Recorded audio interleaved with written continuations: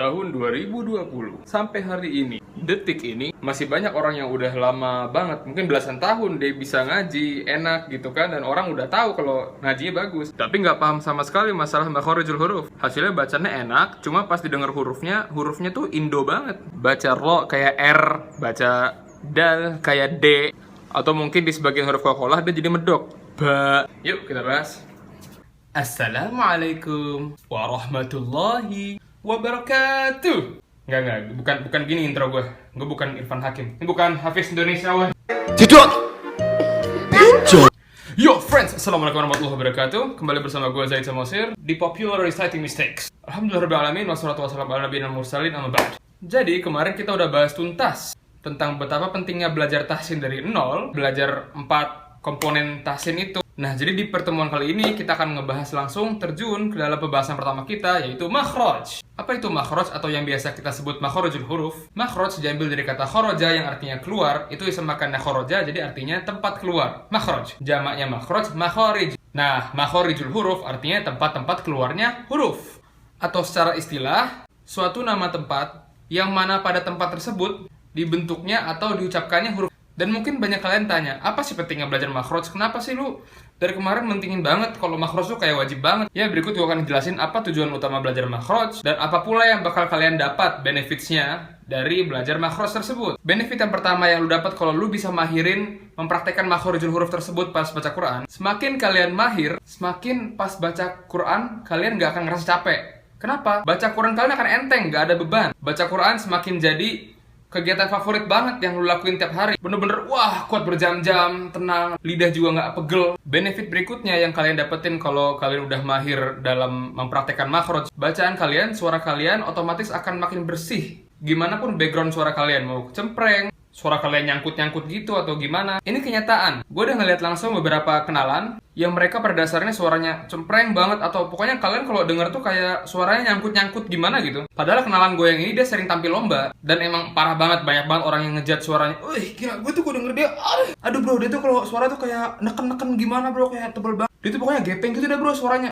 Emang parah banget, orang-orang ngaji yang nggak bisa gitu kan, udah nilai-nilai yang nggak beres buat dia. Akhirnya dia ikut tahsin. Setelah berbulan-bulan dia capek buat mahirin makhrajnya, tajwidnya di tahsin tersebut. Kemarin gue liat orang itu tampil lomba 30 juz. Dan hasil di panggung, gue liat, Masya Allah, mind blowing bro. Bener-bener gak ada sama sekali bekas bacaan yang sama yang dulu dia bacanya gepeng, yang orang bilang ini A, ini B, kayak gitu. Bener-bener bersih banget. Dan bacaan bersih tersebut dia dapetin bukan dengan dengerin murotal atau berjam-jam ngikutin syekh ngelenturin lidah gimana caranya biar mirip kayak Michelle Roshid. No, sama sekali enggak. Dia sama sekali enggak dengerin murotal buat bisa kayak gitu. Yang dia lakuin cuman istiqomah ikut tahsin, latihan berhari-hari buat bisa mahirin makhraj, kamu tajwid yang bener, sampai bisa sampai ke titik ini. Dan benefit selanjutnya yang akan kalian dapat dengan memahirkan makhraj ini, kalian bisa lebih tadabbur pas baca Al-Quran. Ya gimana enggak, orang bacaan kalian udah makin bersih. Terus pas ngaji kan semakin enteng, semakin gak beban di lidah buat baca setiap huruf-huruf. Otomatis itu akan mengarah kepada tadabbur yang lebih hakiki pas kalian baca Al-Quran. Dan satu lagi alasan kenapa belajar makhraj itu fatal banget dan harus banget kita mahirin makhraj ini, itu karena kesalahan kita dalam baca makhraj suatu huruf. Misalnya sa, kita baca sya, sya baca sa. Kita za, kita baca da. Dampaknya kita bisa ngerusak makna. Maknanya itu jadi parah. Dan yang kita rusak gak main-main, ini ayat Allah yang kita rusak gitu kan.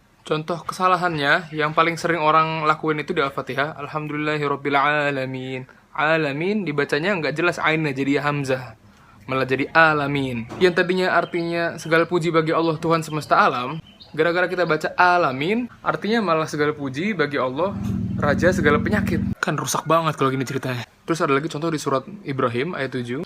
La in syakartum la azidannakum. Di sini la in syakartum, kalau orang baca shin nggak jelas malah jadi sin. Jadi la in sakartum, bukan syakartum tapi sakartum. Sesungguhnya jika kamu bersyukur maka akan kami tambah nikmatmu. Jadinya malah sesungguhnya jika kamu mabuk kami akan tambah nikmatmu. Ini kan rusak men, rusak. Oke guys, biar gak basa-basi langsung aja cepat kita menuju ke sini. Tada! Enggak, ini bukan kepala predator, bukan. Ini juga bukan kepala KKI di black setengah dari samping, bukan. Ya, tapi ini adalah posisi-posisi makhraj, letak-letaknya di mana-mana kalau digambarkan di posisi mulut kita dari samping gitu kan, dari tenggorokan ke mulut. Biar gue jelasin simpelnya, ini di sini itu bibir, Ini rongga mulut, ini lidah nih ya, ini lidah ya. Ini tenggorokan. Jadi makharijul huruf itu ada 5 pengelompokan. Yang pertama itu kita sebut al-jauf. Al-jauf itu artinya rongga tenggorokan sampai mulut. Ya, kita lihat di sini jalurnya dari rongga tenggorokan sampai mulut. Itu yang pertama. Dan pengelompokan kedua dari makhraj itu al-halaq. Posisi halaq mana? Halaq itu artinya tenggorokan. Ya, di sini. Ini adalah pengelompokan al-halaq. Ya, huruf-huruf yang di sini yang di tenggorokan. Dan yang ketiga itu al-lisan. Lidah. Ya, di sini dari lidah paling bawah, tengah sampai atas sampai lidah. Nah, ini al-lisan di sebelah sini. Dan setelah lisan yang keempat itu asyafatan. Syafatan artinya 2 buah bibir. Maksudnya 2 pasang bibir. Gimana lah bahasanya? Nah, nih, ini syafatan nih ya, bibir nih. Pengelompokan yang terakhir itu al-khayshum. Khayshum artinya rongga hidung. Tadi kan kalau al-jauf rongga tenggorokan ke mulut ya. Nah, sekarang al-khayshum itu cuma rongga hidung doang. Nah, dari masuk hidung, rongga, yaitu al-khayshum. Nah, gue pengen ngejelasin dulu tentang jauf. Jauf itu ini ya, jalur dari tenggorokan ke mulut sampai ke luar.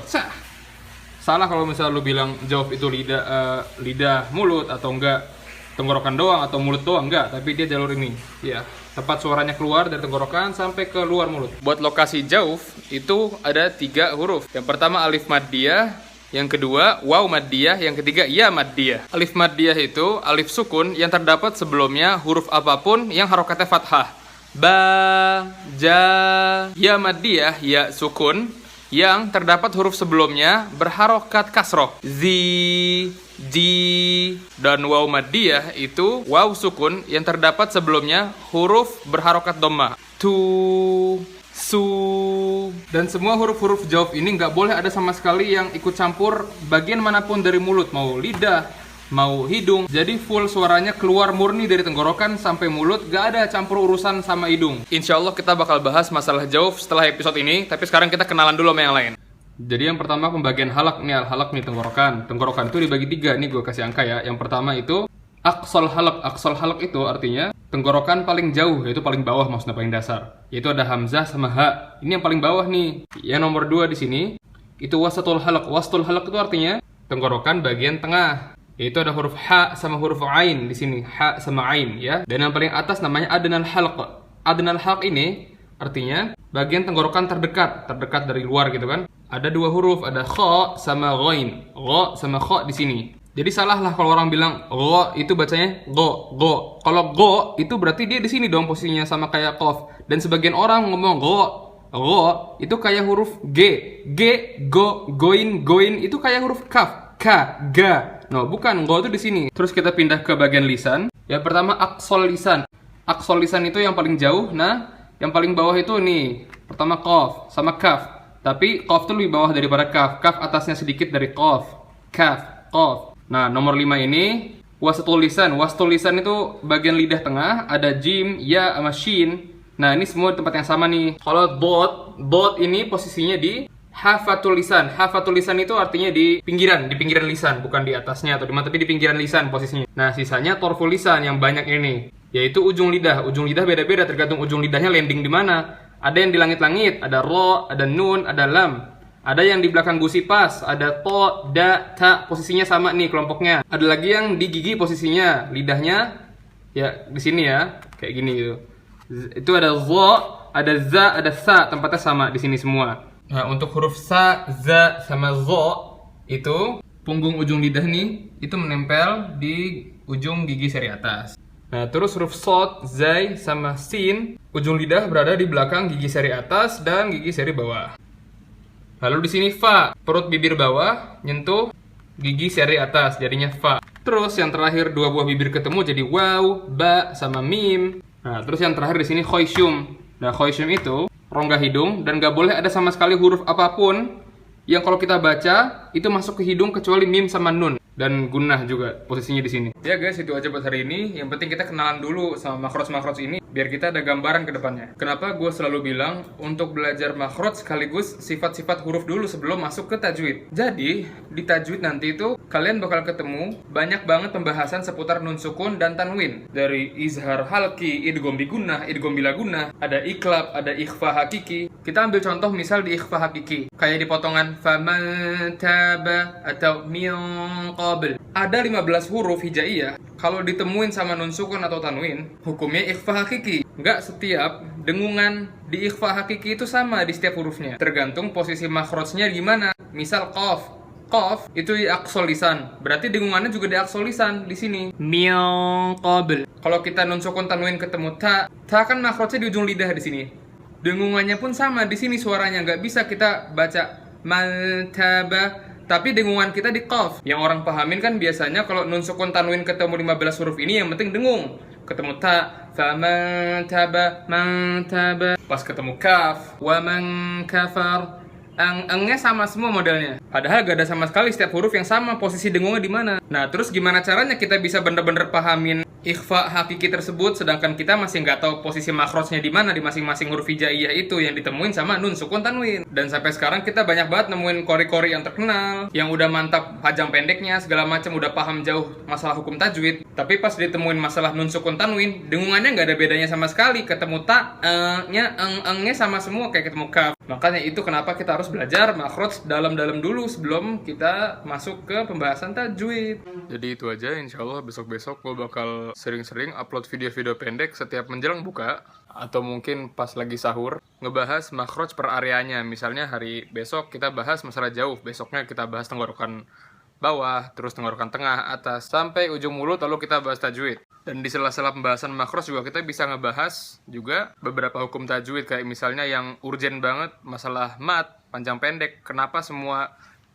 yang ada alisnya itu nggak semuanya harus baca 5 banget, ada yang boleh baca 2, ada yang harus 5 terus gitu kan. Ya kalau ada saran buat bahas apa juga kalian bisa DM atau nggak komen di sini. Dan juga sorry karena kemarin gue delay nguploadnya karena sibuk banget, terus juga gue nggak hatam-hatam, akhirnya alhamdulillah udah sekali hatam dan sekarang bisa sibuk kayak gini dan gue nggak terlalu banyak nargetin hatam. Yang penting kontribusi dalam Al-Quran ini banyak pas lagi Ramadan, sekaligus murojaah juga, sekaligus bantu kalian baca yang bener juga kan. Dan buat yang sewaktu-waktu lagi baca Al-Quran di tengah-tengah ayat bingung ini bacanya gimana, atau ini harusnya berapa harokat, atau pengen konsultasi kayak ini gimana bacanya ini, lu tunjukin aja di DM, ntar insya Allah gue bantu di japri lah, japri per orang yang butuh bantuan pas lagi baca, insya Allah. Gue juga insya Allah setiap hari nyediain slot pertanyaan di story buat siapa yang pengen tanya masalah bacaan juga. Ya insya Allah itu aja, semoga bermanfaat, semoga amal ibadah kita diterima. Wassalamualaikum warahmatullahi wabarakatuh.